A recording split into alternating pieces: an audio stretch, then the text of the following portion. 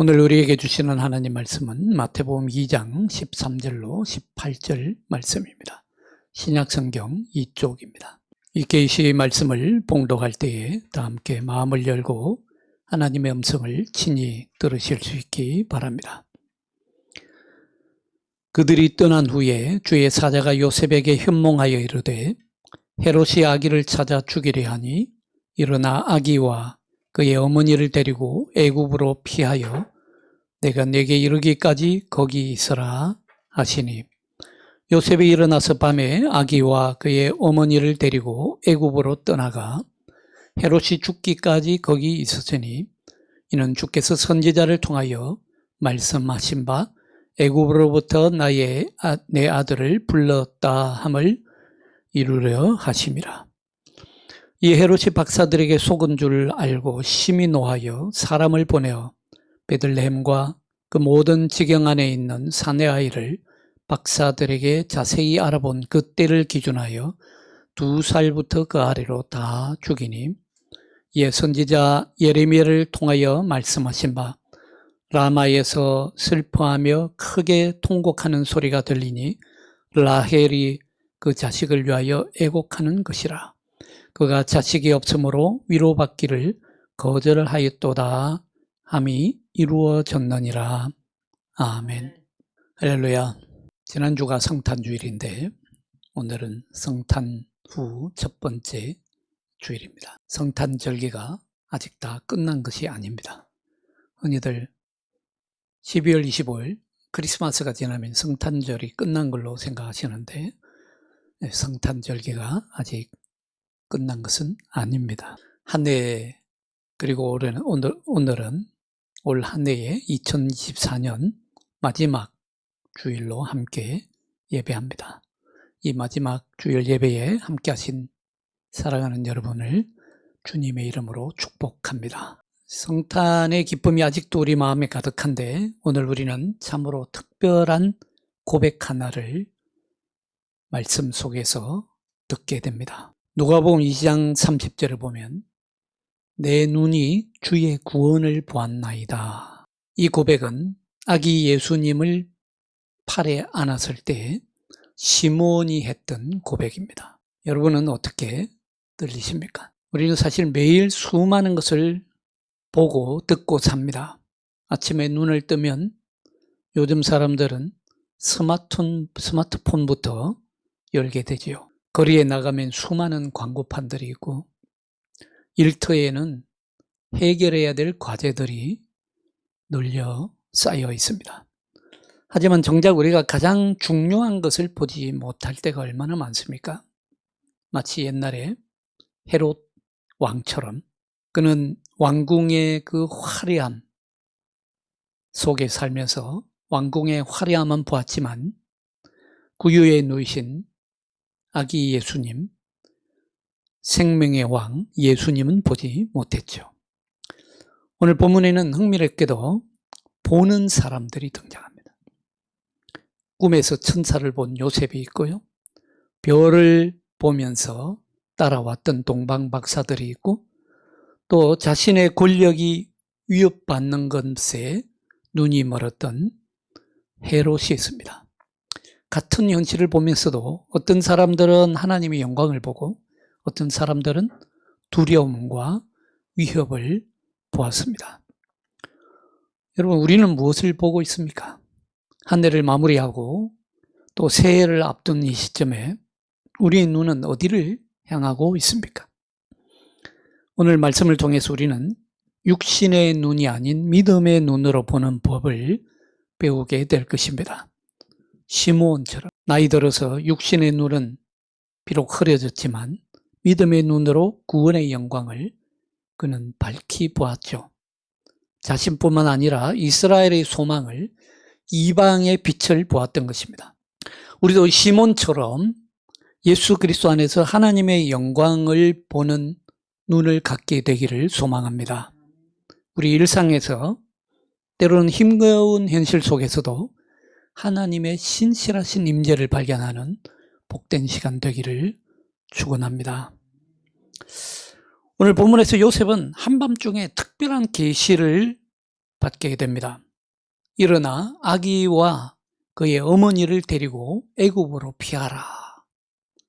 천사의 음성을 듣게 됩니다. 이 계시는 단순한 경고의 메시지가 아니었습니다. 이 계시의 메시지는 하나님께서 자신의 약속을 지키시는 방법이었습니다. 우리는 이 본문에서 세 가지 예언이 성취되는 것을 보게 됩니다. 첫 번째는 애굽에서 내 아들을 불렀다라고 하는 호세아 선지자의 예언이 성취되는 것을 보게 되고, 두 번째는 라마에서 라헬의 통곡을 듣게 될 것이다 라고 하는 예레미야의 예언이 성취되는 것을 보게 됩니다. 그리고 나사렛 사람이라 불리리라 라고 하는 예언이 성취되는 것을 보게 됩니다. 이 예언은 단순히 미래에 대한 예측이 아니죠. 하나님께서 자기 백성을 향한 구원 계획을 어떻게 이루어 가시는지를 보여주는 이정표와 같습니다. 우리가 여기서 특별히 주목할 것은 요셉의 순종입니다. 요셉은 한밤중에 천사를 보았을 때에 그 즉시 일어나 행동했습니다. 마태복음은 천사의 명령과 요셉의 순종을 나란히 기록해주고 있습니다. 요셉의 그 즉각적인 순종을 특별히 강조해 줍니다. 여러분, 이것이 바로 믿음의 눈으로 보는 것입니다. 현실적으로는 한밤중의 도피가 위험천만한 선택으로 보였을 것입니다. 하지만 요셉은요, 그 속에서 하나님의 약속을 보았던 것입니다. 당시 이집트는 유대인들의 피난처로 자주 사용되기도 했습니다. 베들레헴에서 이집트 국경까지 거리가 약 300km입니다. 그리고 이집트 안에 있는 유대인 공동체 마을이 있는데, 유대인 공동체 레온토폴리스라고 불리는 거기까지가 또 100km입니다. 그러니까 400km 거리를 걸어서 가야 합니다. 그것도 갓 태어난 아기 예수님을 안고 마리아를 대동하고 400km를, 요즘처럼 자동차가 있는 것도 아니고 무슨 교통수단이 기차가 있는 것도 아니고 걸어서 400km입니다. 거기서 400km면 여기서 서울에서 부산 거리입니다. 정말 쉽지 않은 여정이었지만 요셉은 그 길이 하나님께서 요셉과 아기 예수와 마리아를 보호하는 길임을 믿었습니다. 오늘날 우리도 때로는 인생의 어두운 밤중과 같은 순간들을 맞이합니다. 불확실한 미래 앞에서 두려움을 느낄 때도 있죠. 그러나 하나님의 약속은 여전히 유효합니다. 우리가 보아야 할 것은 당장의 눈앞의 어려움이 아니라 그 속에서 일하시는 하나님의 손길인 것입니다. 예수님께서 이집트로 피난하셨다라는 것은 이스라엘의 출애굽 역사를 떠올리게 합니다. 하나님께서는 자기 백성을 결코 버리지 않으셨습니다. 오히려 그들의 고난을 통해서 하나님은 더 큰 구원을 준비하셨죠. 이것이 바로 우리가 믿음의 눈으로 바라보아야 할 것입니다. 여러분, 지금 우리 현실이 힘들고 어려워 보일지라도, 캄캄한 암흑처럼 어두워 보일지라도 그 속에서 일하시는 하나님의 약속을 보시기 바랍니다. 헤롯의 위협 앞에서도 요셉이 하나님의 인도하심을 신뢰했던 것처럼 우리도 하나님의 약속을 신뢰하며 나아갈 수 있기를 바랍니다. 자, 여러분, 같은 현실을 바라보면서도 전혀 다른 것을 발견하는 경우가 많이 있지 않습니까? 오늘 본문에서 우리는 이러한 극명한 대조를 발견하게 됩니다. 헤롯은 동방박사들에게서 아이의 소식을 접했을 때에 그저 자신의 권력을 위협하는 도전으로만 바라봤습니다. 마태복음은 이를 가리켜서 엠파이크티라고 하는데 속았다라는 뜻입니다. 그의 눈으로 볼 때에는 권력과 위협밖에 보이지 않았던 것입니다. 실제로 역사는 헤롯의 이 잔혹성을 증언해 주고 있습니다.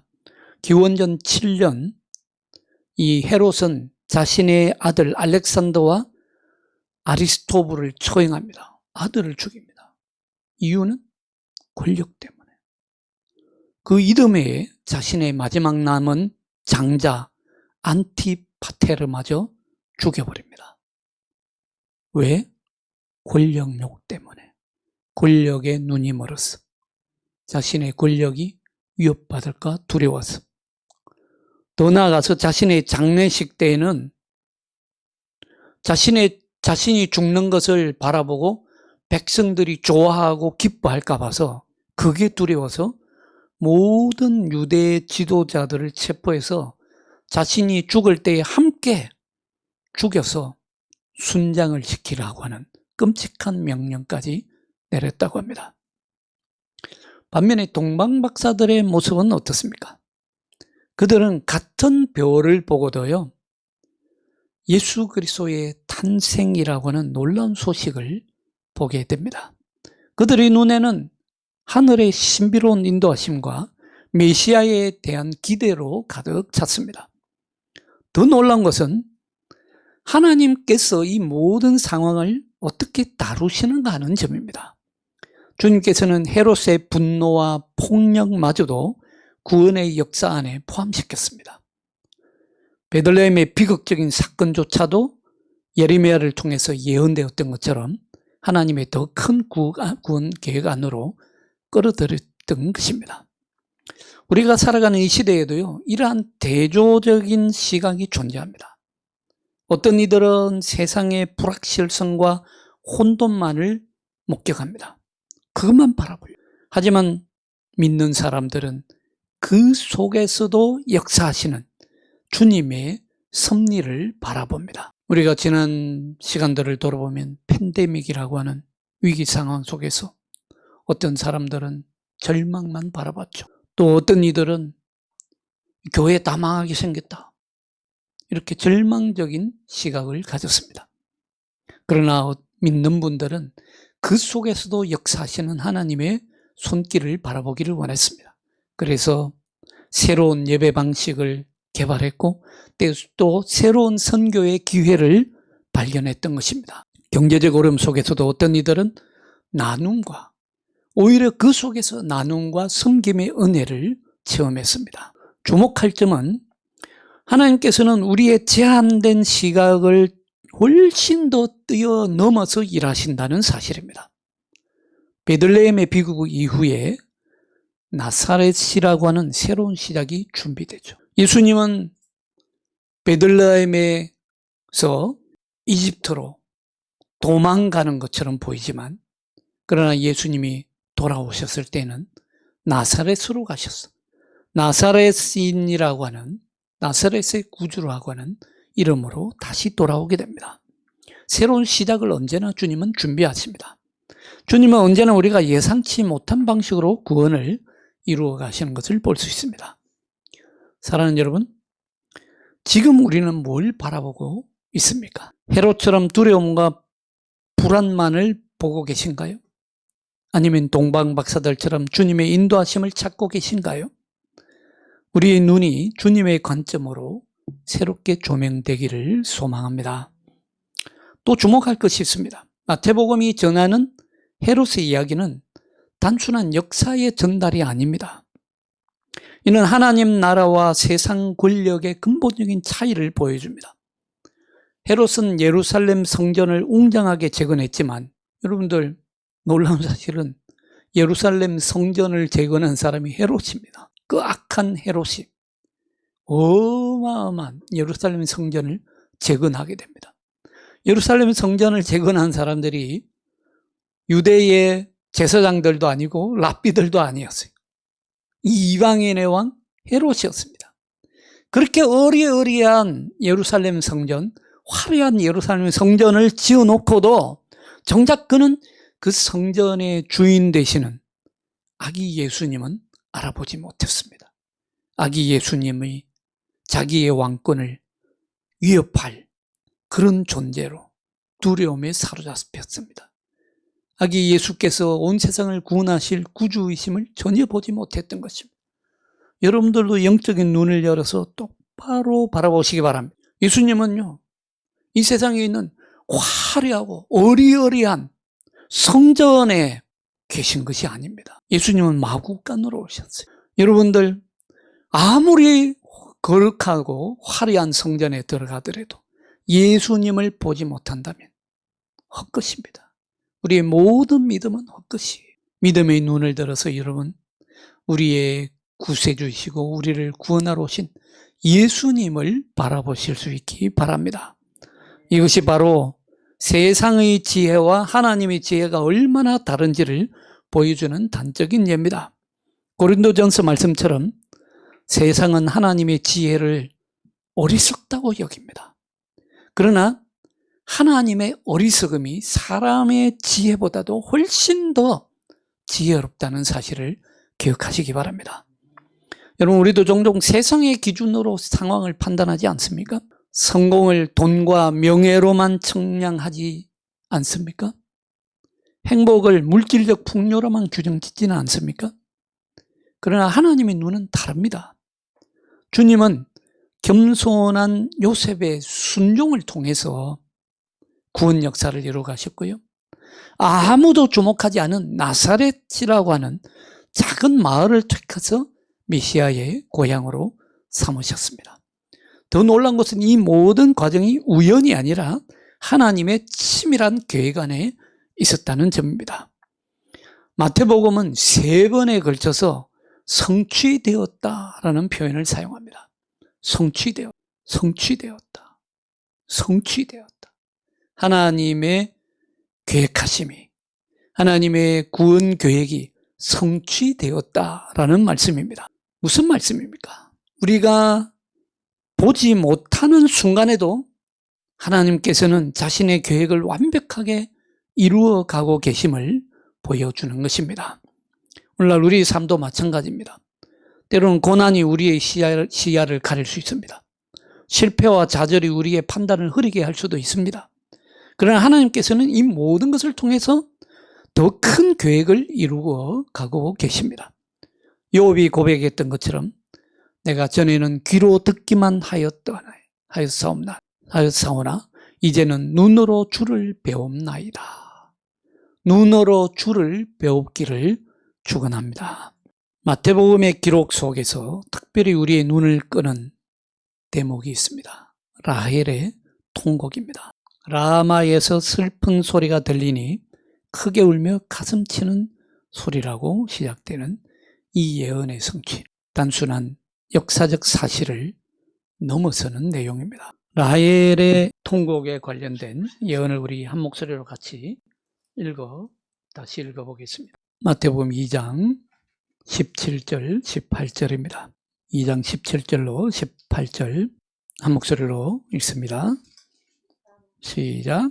이에 선지자 예레미야를 통하여 말씀하신 바 라마에서 슬퍼하며 크게 통곡하는 소리가 들리니 라헬이 그 자식을 위하여 애곡하는 것이라. 그가 자식이 없으므로 위로받기를 거절하였도다 함이 이루어졌느니라.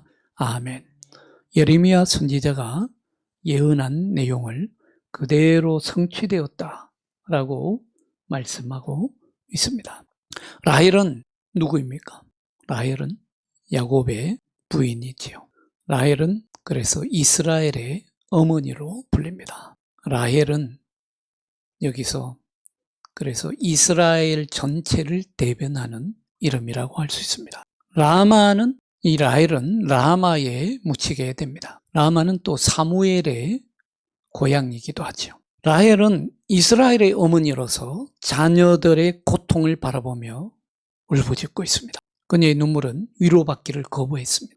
이는 인간의 슬픔이 얼마나 깊을 수 있는지를 보여줍니다. 자식을 잃은 슬픔, 자식을 잃은 어머니의 슬픔, 통곡, 이거보다도 더 애끓는 통곡과 슬픔과 피해는 없을 것입니다.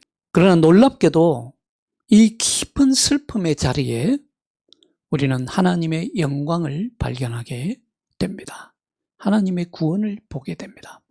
주님께서는 이 슬픔의 자리를 피하지 않으셨어요. 오히려 그 한가운데로 들어오셨습니다. 베들레헴의 비극이 있은 후에 주님은 나사렛이라고 하는 새로운 시작을 준비하셨죠. 이것이 바로 나사렛 사람이라 불리는 예언의 깊은 의미입니다. 나사렛은 당시에 어떤 동네냐면 거기서 무슨 선한 것이 나겠느냐 할 정도로 멸시받는 대상이 되는 그런 지역이었습니다. 너무 조그마한 마을이었습니다. 하지만 주님께서는 이곳을 택하셨습니다.